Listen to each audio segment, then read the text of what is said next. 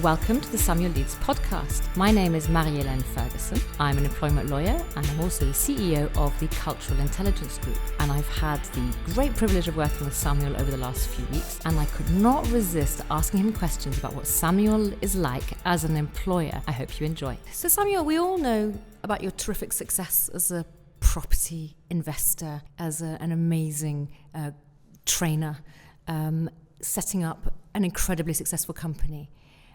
And I'd like to ask you a few questions about that as employer to employer, what you actually do. But before I do that, before we explore you as an employer, what was your first job? My first job, as in how I first made money, or my first time I had to work? Your first ever job. So I'd like to see your perspective as an employee. My first ever job was a paper round. Right. But my first time I went to a workplace was cleaning snooker tables at Riley's in Warsaw. And how did they treat you as an employee? It was odd, actually. I didn't feel valued. I just go in and no one would really acknowledge me even. Right. I'm not moaning about it, and then when I resigned, I thought that they were going to be like, because, sorry to see you go, or try and persuade me, but they just went, okay. Right. So I was almost just invisible, really. I'd have a little bit of banter with the staff, but the actual person I reported to, I was just invisible, really. And has that shaped, do you think, the way that you treat your staff? I think so, yeah. I mean, the thing I care more than anything about is just, I love to acknowledge people. Part of my core values is just acknowledgement. I don't know whether it's because of my time at Riley's. I mean, it's not like I was really wounded by that. But yeah, I think it's really important that people feel valued and that people feel appreciated. So I do, and sometimes people might even feel uncomfortable because I maybe overly do it because I'm just so bubbling up with love and appreciation for the guys. Sometimes I'm like, oh my gosh, you're so awesome. I really appreciate you coming. And sometimes people might even be like, whoa, what the heck? But that is a real core value of mine, is recognition, yeah. Yeah. Well, you're a very passionate guy, and I see that all the time, and you do acknowledge people all the time. The reason I often ask that question of people is that your very first job, you're very young, right? When you have your first job, you're very impressionable at that time. You're also very resilient. So you might not have cried in your soup about it, but you would have felt it. You'd have felt that lack of acknowledgement. And it's really funny how you had that very first job, lack of acknowledgement, and now you acknowledge people really, really well. Yeah. So it's kind of an interesting thing. Yeah. What are your priorities when it comes to, and you look at your staff? I'm going to talk about what goes on in the office in a moment, but what are your priorities when you look at you've got dozens of people now working for you.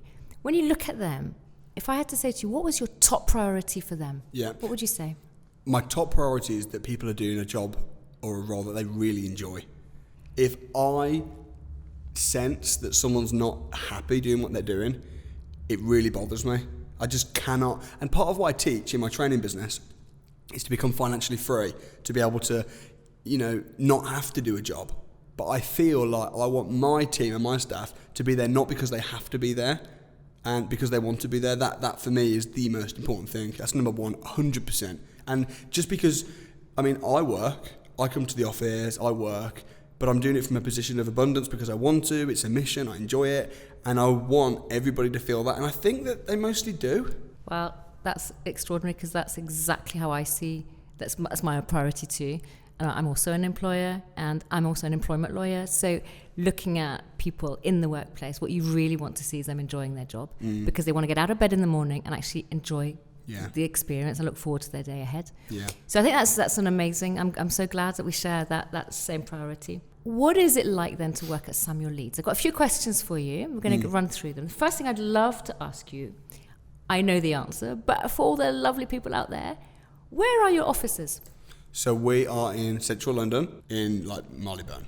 The vibe in the offices is just incredible. It's lovely. You feel you're at the centre of something really, really important. So I know that you do your courses, you travel around the country, and not everything is all about being in central London, but they are awesome offices. Yeah, and I love being in London. I love the buzz of it, and the offices are great here. So you moved, didn't you? Yeah. I lived in Lichfield. You live in Lichfield? Our actual offices were in Wolverhampton at Hilton Hall. Right. Which was just in the middle of nowhere. Right. It was a mansion, and the staff probably liked the beautiful entrance up to the office and stuff, but it was just not popping. It wasn't buzzing.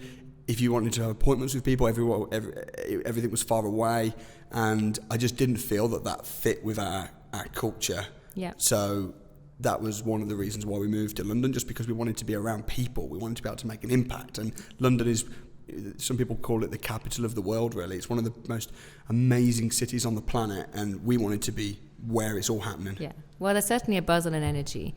And you've kind of read my mind, because my next question is, what for you is the company culture? Because you're saying that didn't fit your culture before, where you were before, and now it does fit your company culture better. So what is the company culture? I think it's just inspiring people, being empowered, being inspired, being free, and making an impact.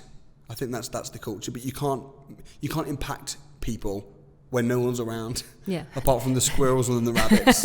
So being in London, where there's millions of people that live here, it's just easier to impact more people. So I think that's the culture. I think that's the culture. And also fun, energy, passion, purpose, mission. These are all words that, and I could explain how and why, not just words banded around, but integral parts of our company culture. Yeah. And how do you balance up being free on the one hand and being an employee on the other? Yeah. Because ultimately, as an employee, you're not completely free. You're there. You're working for an employer. Yeah. How do you balance those two things up? Yeah. Okay. I mean, of course, technically, people in the company are employees. I mean, I'm an employee, I guess, because I'm on a payroll to the company. I don't see myself as an employee, even though I am. I know I'm an owner as well, but I don't see the staff as employees. For me, when I think the word employee, it's almost like a slave to a job. You know. So of course, technically, people here, of course, we're all employees to the company. So when it comes to the freedom side of things, I guess, of course, there's restrictions and there's rules and things with life. And to have complete freedom, you need rules, you need guidelines. The fact that we can drive and we can get from A to B, which is complete freedom in a car, but if there's no rules, you wouldn't be able to do that, because it would be chaos. It'd be a car crash. So I think in our company, yes, we're free and people have freedom and people do hopefully we encourage people to do what they love, and we give people freedom and flexibility. But of course there are rules, like for instance punctuality. We're really red hot on being on time. So you could say, well, that's not free, but it is. Because it actually is freedom, because where there's no rules, there is no freedom. There's just chaos and disorder. And I've seen that it's kind of empowering what you do, because what you're saying is we're just all one big team, and it does feel very much like a sort of family culture insofar. And I'm not meaning family between you and your brother working together. I'm meaning that everybody does get together. I'm going to ask you in a minute how the day starts at Samuel Leeds, because for me, that was novel. I've come from very, very large companies where they're not able to do what you do, and I very much hope you carry on doing what you do. But what I do see is that you are empowering people to do their jobs to the best of their abilities. And that really is empowering whilst thinking about the team. So I think the reason you want everybody to be on time is that you want everybody to be helping each other out at the same time, and not to let the teammates down by coming in late, right? Yeah. Is that the whole motivation behind that? Yeah, well, I think, and also how you do anything is how you do everything. Yeah. And if you're late for the office, then you're going to be late for appointments, and then you're just stealing people's time. Yeah. So that's not teamwork. No, absolutely not. Yeah. So I've tantalizingly kind of mentioned what you do first thing in the morning. So can you tell us, what do you do first thing in the morning with the whole team? 9 a.m. on the dot. The whole team from all the departments come together, and we'll do a dance of some kind, or like this maybe a stretch. We'll put some music on, and it varies each day. But we'll get the energy flowing. We'll move our bodies around, and then we'll get around in a circle. And it varies a little bit, but the essence is the same. We might have a ball and we'll throw it. Someone will say something about what's been awesome about this week, or what they're most excited about, or what they're working on, an achievement, a success, and they'll say it, and then everyone will cheer and clap, and then they'll throw the ball to someone else, and then that person will then take a turn, and we'll do that just for 5 minutes, and then we let it go. So we'll do all put our hands in the middle of the circle, and we'll do a whoa, and then it's just, and then we'll have everyone will clap, and then bang, and then we start the day. So it varies a little bit, and the whole thing might only take 5 or 7 minutes, but I just think energy is so important, and if you are sluggish in your body and sluggish in your mind, that 7 minutes each morning probably is the difference for some people between a really high energy productive day and not. So how you start the day, how you start something is really important. I completely agree. And I was an old cynic, I'll be completely honest with you, Samuel. When the first time I came into the office, and I'm thinking, oh no, I've been warned about this 9 o'clock thing. What am I going to do? Where am I going to stand? Where can I hide? Yeah. There's a big circle of people, and I'm standing at the back, and all of a sudden, and you've got some really cool music on, and people are clapping, and they're doing these little dances. Yeah. And it's like, so, okay, let's just do it. And it was amazing, the energy that raised. And you think people getting into work, people have like an hour and a half journey, hour journey, you're battling through the crowds of people. So when you arrive at work, you can arrive pretty stressed when you're traveling into London. Yeah. But those 7 minutes just completely blast that all away. Yeah. And people are just so happy, hugging it out. At first I thought it was, a bit sort of hippie-ish, and then now completely just day one realised what fun it was and how it did really energise people. I'm glad to I hear thought it was that. absolutely brilliant. Thanks. Absolutely brilliant. Do you operate an open door policy at work? Like, do staff have access to the Samuel Leeds himself? Yeah, absolutely. Yeah, 100%. And has that happened by accident, or did you decide, no, I want my door open, I want people to be able to come and talk to me about anything at any time? I mean, I would never want to lock myself in a room for my staff and my team. They're my teammates. Yeah. I'm there to serve them and work with them. Of course, there's respect amongst everybody. So, and I'll go into their room and ask them questions and check in, and 100%. Yeah. 100%. And I love how you know everybody.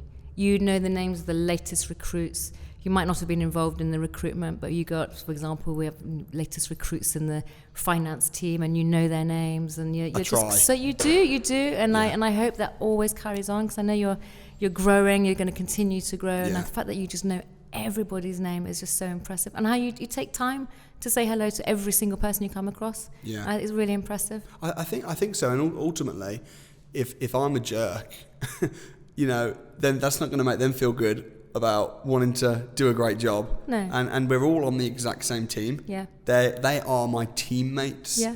And and I'm there to serve them. Yeah. And train and mentor and support. So and in fact sometimes I have to train them to feel more comfortable with approaching me. Some especially new people and of course there's some things that they don't ask me everything. If someone comes in and says to me, what's the password for this? And what do I say to this? Not everybody reports to me, so it's but for me to be approachable and people to feel that they can come and speak with me and ask my advice on things, I do think it's really important. It is important, but you do go out of your way to talk to people, which I think is really nice, to make them feel like they can approach you. You do break the ice with people, which I think is really lovely. What's it like working with your brother? Because he's the CEO of the company, right? Yeah.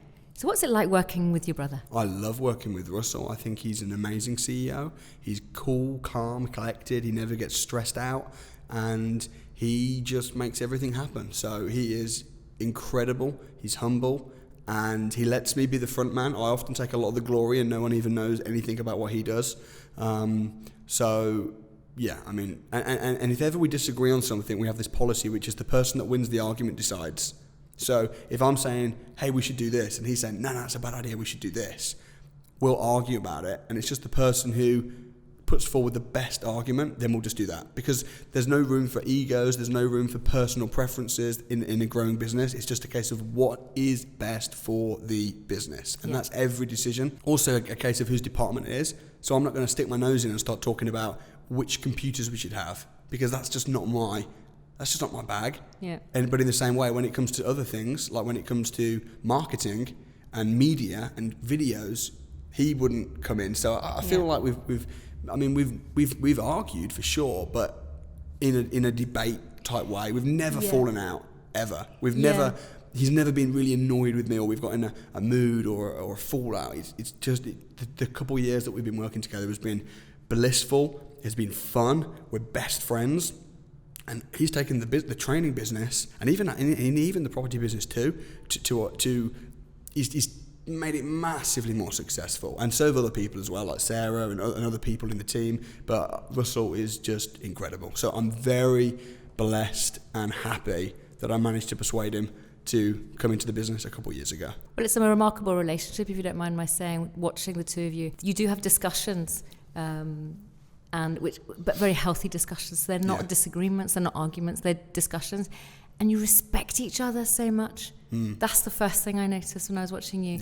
Because, we've been having discussions about all sorts of things in terms of your growth and getting you to the next stages. And you really do listen to each other, and you're both really receptive to ideas, to fresh ideas. And it isn't about winning the argument. It isn't about being right. No. It's about doing what's best for the business. And that really shows when you're talking to your brother, which is lovely. And that's rare, I think. Because sometimes when you're working with your family, it can just be too close.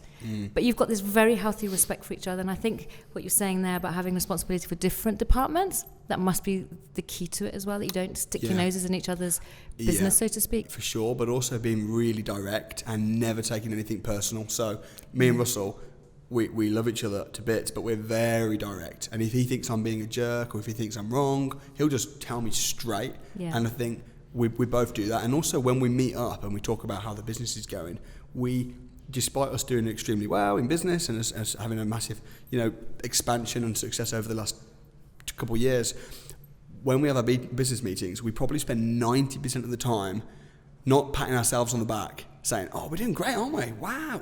We spend 90% of the time saying how terrible we are. This is wrong, this is bad, that this could be improved, and after a meeting with Russell, I'm like, man, we've got so much room for improvement. And that's the way we have our meetings. So whilst we do celebrate the successes, we definitely are just constantly trying to improve the systems, trying to improve the business, the product, the services, the way we invest our money, the way we encourage others to invest their money. We're just trying to get better and better every day. Yeah, and I've seen that with my own eyes. You definitely do. You're hard on yourselves. You are perfectionists. You want to provide the best possible service. But if you want to be the best, which we do want to be, you have to be hard on yourself. And sometimes people say you're too hard on yourself. But an athlete has to train hard and has to be hard on themselves. And I think in business, if you want to be the best, you have to be hard on yourself. So I don't get down about it. I don't think, oh my gosh, we're terrible, and then get down about it. I'm actually excited by it because of the room for growth. And speaking of growth, it's huge, and your plans for next year and the year after are absolutely tremendous, and they're massive. You're having to recruit people all the time. How do you go about recruiting people? Okay, so I go off gut feeling very much, and I know within usually about a minute whether I want to hire somebody or not. Now, I'm not saying I'm the best recruiter in the world. I'm not saying the way I do it is the way to do it at all. It probably isn't.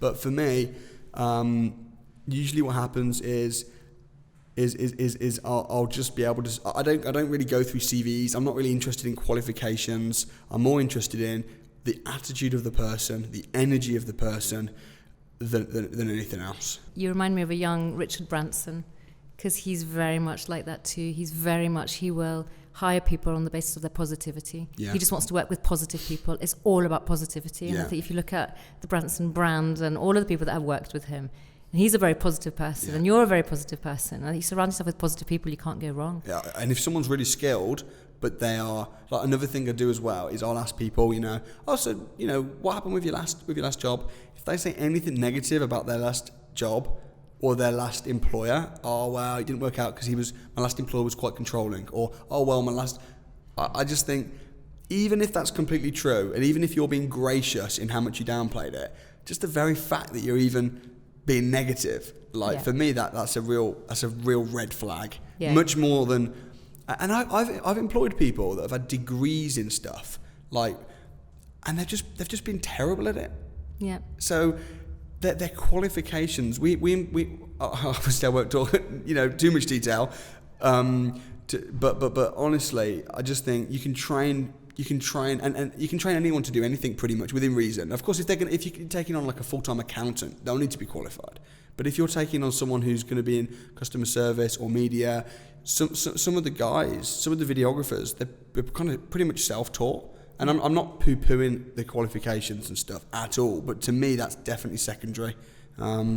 So yeah, a gut feeling. And what often happens as well is I'm not involved in a lot of the interviews. But if they're going to be working closely with me, I will be. But what will normally happen is some of the team, maybe Sarah, will do the interviews. They might interview 10 people. And then when she's found someone that she thinks, okay, I think this person's the one, then I'll interview the person. But I'll interview them 5 minutes. Yeah. Like my PA that I just got, Valerie, I don't know how many people Sarah had to interview, but she said, Samuel, I found Valerie. I think you're going to really like her. She's got this, she's got all these qualifications, she's got all this experience. I met her, and within 60 seconds, I was just like, yes. So it's just gut feeling and intuition, I think. It's a vibe, isn't it? Speaking of selecting staff, then you recruited staff. Have you got career paths for your staff within the organisation? Yeah, massive. And I think people need that. I think people need to be able to have a purpose and personal goals. And I'll ask, and I don't want to be talking like I'm an perfect employer, because I'm really not. And maybe it'd be good to talk about some of the things I struggle with as well. Maybe, I don't know, but I do always take the time to ask the team, especially if I'm working with them, if they're like in media or something, and which is kind of my department. What are your personal goals? Where do you want to be in 3 years' time? And really get to know what they actually want to do. And then I'll try and help figure out a plan of how they can get there. Maybe they want to be a manager, or maybe they don't want to be a manager. Maybe they want to be like a specialist and just get paid really well, doing something really niche. So I think figuring out what they want and never assuming, because sometimes it might be easy to think, oh, this person wants to be promoted, but actually they don't. Actually, they just want more money. Or this person wants more money, but actually they don't. Actually, what they want is they just want recognition. Yeah. So figuring out what people want. Some people love to come out to the events with us and be on the road, and for them that's like, oh, it's amazing, it's a treat. And other people really don't want to be. They don't like coming to the events. They just want to be in the office. And I want people to do what they enjoy doing. I don't want, I want to find out what they actually want, where they want to go, and then make that happen. Absolutely. And I think that's absolutely right, because sometimes people apply for a job and they didn't think it is, or they thought it was something different to what actually it turns out to be. So do you have mechanisms by which you can, so 2 questions here, A, promote people internally, and B, can people move around from department to department if they feel they're not quite in the right space? Absolutely. We yes to both questions. And I think some of our people have been in one role, and then after a few months they're not loving it, or they just think, what, this isn't really what I thought it would be, and we've moved them into a completely different role. We've had people who have been in admin and they're really finding it boring, and then they've moved over to customer service, or they've moved over to being a training advisor, or whatever it might be. And I think that is one of the massive perks about a company, because normally if you don't like your job, you have to then go and find another job in another company. But for us, you don't like your job, okay, well, what job do you want to do? Yeah. And then they can just apply for another job within the company, do something completely different. Yeah. So that's actually something that I encourage that. Yeah. Because if someone's not happy, I mean, we just did it. And it wasn't that they weren't even happy, but there's Amelia, who was a videographer, and I went around the room of all the videographers. We've got 6, and I said to each videographer, what do you enjoy most about your job? Like, what are you most excited about? And everyone said, I like making little trailers. And then someone else would say, I like going out on the road and doing documentaries. Someone else would say, I like putting all the text and the music and all that over it. And then it got to Amelia, and she didn't actually have much to say about videography. She was just like, I kind of like working with influencers and helping find cool things and thinking up ideas for the YouTube channel. And she didn't, and I was thinking, that's not really videography. That's not. Now she's talent manager. There was no talent manager. We made up the title for her. She created her own job because she was like, she was good, decent videographer, good. I'm not knocking her videography skills. Some of the guys are like absolute expert videographers. They love it. They are obsessed with it, and they want to be. Whereas with her, it was like, yeah, man, I enjoy video, and I'm kind of a bit self-taught. But now she's talent manager. She created the job role with me herself. So she's now going out working with influencers, finding celebrities, bringing people onto the YouTube channel, working with our success students and our guests, putting dinners on. It's just a totally different role. And she loves it? She loves it. And it suits her skill set? Yeah. But I love that. And if someone's... I'm very open to suggestions. If someone's like, you know what? Hey, I think that this would be a good thing. Like, we are very open for that kind of stuff. And I used to think, like... I used to look at McDonald's, and I used to see McDonald's and think, the way they operate, they have very average people in McDonald's. 16-year-old kids giving burgers with extraordinary systems. Yeah. And I used to think, right, as a businessman, I want to create these extraordinary systems, and then I'm just going to get normal people to come and run the systems. That's the way to run a business. I've totally changed my mind on that. I don't know, I can't speak on behalf of McDonald's. I mean, geez, Now I'm thinking, number one, who do I think I am? Able to make such extraordinary systems. What we really need is we need extraordinary people to come into the company and then help us put together those extraordinary systems. And probably if you look at McDonald's at the top, we see the people giving the burgers out, but I'm sure they've got extraordinary people at the top. And now we're a growing company, so now we're just looking for talent. We're looking for extraordinary people that can potentially even create a new job role, create a new manual, create a new, and I just think that's exciting. You're recruiting right now, right? Yeah. You're recruiting. We're always recruiting. Yeah, absolutely. How else, other than sort of paying people a salary, how do you reward success in the company for individual employees? So we have lots of different ways we reward people. So we reward people, I guess financially is probably the most common way. So we give people bonuses. We have a team bonus. So if the team hits their monthly target, and even if that's a case of, for instance, in the media team, if they put all the videos up every day at the right time and they put the right amount of content out, then there's a monthly bonus. Then there's also weekly bonuses. What's that to incentivize? I think it's just because it just creates a sense of almost positive peer pressure. So if someone messes up, the others are like, oh, come on. So that's, and it might have some negative connotations. There's no perfect system. There's no perfect business. So we have things like that. And then also, I guess, just promotions, recognition. And the recognition, do you have something like Employee of the Month and things like that? We do. We have Employee of the Month. Every month someone wins the Employee of the Month and people go crazy, for the Employee of the Month. We do have that. I think recognition is really important. Really important. So without naming names, because that person might be very, very shy, can you remember which department won the Employee of the Month? Yes. Last Employee of the Month was someone in our finance team. And the month before? I think the month before was customer service. And the month before that, can you remember? Training advisor. Well done, you. You really are on top of everything, aren't you? I happen to know that. I got the answer. Was I correct? Yeah, you are. Was I correct? Absolutely correct. The finance team are amazing. Really, really good. Yeah. Do you mentor staff personally? Yes, I do. And how do you do that? Many different ways. So I train them in groups. So I'll sit with the training advisors. I'll sit with the sales team. I'll sit with the media team, and spend maybe a half day just training them. That's what I am. I'm a trainer. We have a property company and a training company, so massively into that. We also send them off on lots of training courses, and we have in-house training video courses and stuff which they do every single day. Every single day, they're being trained. Yeah. I also personally, as well as doing training as groups, I also do things like I'll give people feedback. So if someone's done something great, I'll tell them why it was great and how it could have been better. Sit with people one-on-one, take people out for ad hoc coffees and stuff, and just say, hey, how's it going? And see where they're struggling with. We're a training company. Yeah. And if we want the company to grow, our people have to grow.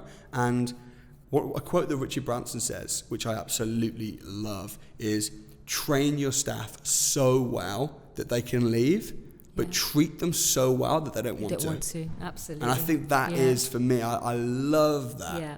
And I think that will be the case. Every member of staff, or at least I think so, most, will get to a point, if they're not there already. Some of them are there already. Yeah. Some of them are there already. They'll get to the point where they're so good, they're going to be poached by so many people. Gary Vaynerchuk, his videographer, he's called D-Rock. He's almost famous for just being an awesome videographer. He works full-time for Gary Vaynerchuk. He must get every day people saying to him, can you work for me? Can you work for me? Can you work for me? I bet people offer him more money than Gary pays him. He must get that so often. But I don't think he'd ever leave Gary, because Gary trained him. He's loyal to Gary. He loves working with Gary. And I think even with our company, it already is happening, and it will happen more. People will be coming to our guys, can you come and work for us? In fact, it's happened a lot actually, but it doesn't usually work out if it does, because people leave and then they realise, oh man, I got paid an extra few £1,000, but this is pretty rubbish compared. But I want people to have that freedom and have that choice, and if they leave, great. But treat them so well they don't want to. But I love training them, and I love seeing personal growth. One of the things that excites me more than anything is seeing people get better. Seeing people get better, seeing their people skills get better, their confidence get better. So many people come to work for the company, and within a month they're like, I'm a different person. I'm so much more confident. I love life more. I'm happier. My skills are better. And we spend hundreds of thousands of pounds on training our staff, on top of hours and hours of time every week. Yeah, I can testify to that. People have actually said that to me, that working for you has changed their lives, and that they feel so much more energized, that they feel that they've learned so much in such a short period of time. Yeah. But that's all very well when things are going right, when things are going well, when everything's hunky-dory. What do you do to support staff when things go wrong? So either professionally or when things go wrong for them personally. So I guess it depends on what it is. If someone's going through a rough time, I do think we're a compassionate company. We have grace on people. If someone's, had a personal issue or not well or whatever, generally the heart of the company is not, well, what can we legally get away with? We are compassionate. I mean, we had one guy in the company who was diagnosed with cancer, and this was now going back a couple of years. And I mean, I personally just said to him, dude, because he's going for treatment, take as much time off as you need, and we'll just keep paying you the same. And he had all his treatment, and he actually got he got the all clear. I think it was like maybe 6 or 9 months he had off, and then he came back. Fantastic. And I just said to him, I don't want you to worry about money during this time. Now, I'm not saying that every time someone's sick we'll do that, because you can't do that. And a lot of people, unfortunately, will take advantage. But I knew this guy. He was a good guy. I knew his issue. I knew his circumstances. And I think that even if at times we do have to, you can't always. But I think my heart is just to look after people. Yeah. And then professionally, how do we? I guess if someone's not performing professionally, the first thing is to just offer them support, see how they can improve, see if we maybe can move them to a different department. If someone's got a good attitude, even if professionally their skills are like they're not cutting it, but their heart is in the right place and their attitude is good, I don't think we've ever let anyone go for their professional skills. No. If they've been clumsy or they're forgetful, and it's like, man, you just cannot be in this role, but their heart's in the right place, then we'll just move them to a different role which suits them more. It might. It's not always, everything is messy at times. But that's what I was going to say, because what I'm getting at is, say something's happened. Let's say you're running an event, you're running a training, and something's happened, and it's affected the team because somebody hasn't quite done the right thing, or as a team things didn't go smoothly, and you're not upset about it as such, but something's gone wrong. Yeah. And there's a bunch of people, you don't know who it is, you don't know what happened, but you know something's gone wrong. How would you approach that situation? Would you flip out and go mad, or what would you do? You found out that something went wrong, and I don't know, let's say people weren't booked on the course when they should have been. I'm not saying that has happened, but as a theory, what would you do? What would I do? I'd want to find out. I'd want to fix the system and ultimately take responsibility as a leader, and say, well, maybe I didn't, or we didn't as a company train them well enough. Ultimately, even if someone's really bad and it's their fault, then you shouldn't have hired them in the first place. Yeah. So ultimately, I'd like to think that I take responsibility for everything that goes wrong and just try and fix it. But yeah, if there's a problem, you just got to find out. There will be problems. There will be problems, exactly. There is problems, always. Yeah. And I think that, no, I wouldn't flip out. I just try and fix find out what happened. Fix what happened. If it was complete foolish of the person and they were very irresponsible and they were at fault, then you might have to give them a warning or something. But yeah, it's very rare that somebody's going to do something bad on purpose. Yeah, right. So very often people have done something because they forgot, or they were clumsy, or lack of experience, or something. Would you consider yourself a generous company? I think so. I mean, we do pay our guys pretty well. Everyone's paid well. I'm personally, a lot of employers are like, oh my gosh, they're trying to lift the minimum wage. And I'm thinking, yeah, and they should. I mean, I want people to get paid well. I think, I don't know what the lowest what the lowest our guys are paid. But I think we're generous. I'm not just talking about, oh yeah, we pay everyone a big fat paycheck. We pay everybody well. Everyone's paid well. Everyone's paid above. We like to look at our competitors and stuff and pay more. Yeah. But not just generous in terms of finances, but also generous in terms of opportunity, also generous in terms of training and time. Like I've spent £10,000 and I've got a guy doing some training with some of the team. Only 6 people. I've paid £10,000 over this weekend for 6 people to get some training. And that, for us, that as a company, that's just, it's just nothing. So sometimes people come and they say, oh, you know, I'm in finance, and then they want to go and get further qualified. And I'm always in favour of our company just paying for that, because so investing in people. I think we are generous. I mean, we're not stupid, but no, I think I would agree. I think what I've seen is you're very generous company. You are all there for people's growth, and which I think is great. And then talking of generosity, are you having a Christmas party this year? Yes, I don't know when, but it is being organised. You're not allowed to talk about it, are you? It's top secret. Top secret. Surprise. Well, I hope you have a wonderful time. Thanks so much. Happy Christmas in advance. Happy Christmas to you too. Take care.